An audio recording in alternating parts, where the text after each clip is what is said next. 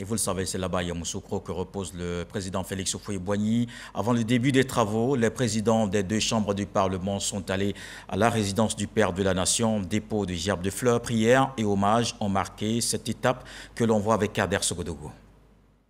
Chaleureuse retrouvaille entre Jano Aoussou-Kouadio et Adama Bictogo. Une visite de travail dans la ville siège du Sénat, Yamoussoukro, pour amorcer une nouvelle dynamique depuis l'ère du bicaméralisme. Échange fraternel et avant toute chose, direction la résidence de feu, le président Félix Houphouët-Boigny. Sur place, le ministre-gouverneur Augustin Thiam, dépositaire et garant de la tradition Akoué, Raymond Goudou Kofi, ministre-gouverneur, et l'ensemble des têtes couronnées vont accueillir les deux présidents. Civilité d'usage et direction, le caveau. Dépôt de gerbes de fleurs et recueillement sur la tombe du père fondateur de la Côte d'Ivoire moderne et modèle.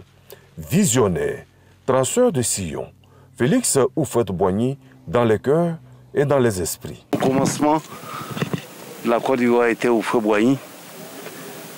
Au commencement, était le député Félix Houphouët-Boigny. Au commencement, c'était la paix en Côte d'Ivoire.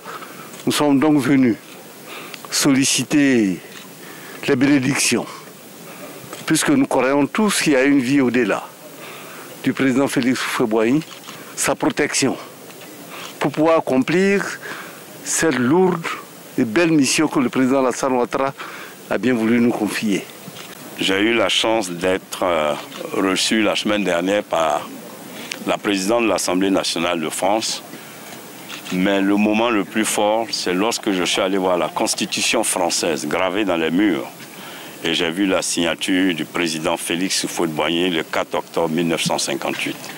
Grande était notre fierté, la délégation ivoirienne, de voir que notre père de la nation, Félix Houphouët-Boigny, avait donc sa signature et faisait partie de ceux qui ont conçu la Constitution française. L'information doit être enseignée à nos enfants.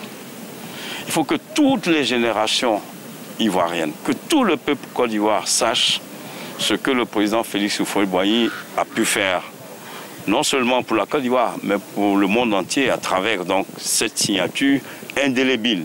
Venir à Yamoussoukro, s'incliner sur la tombe de Félix Houphouët-Boigny, la voie est toute ouverte pour la fondation qui porte son nom.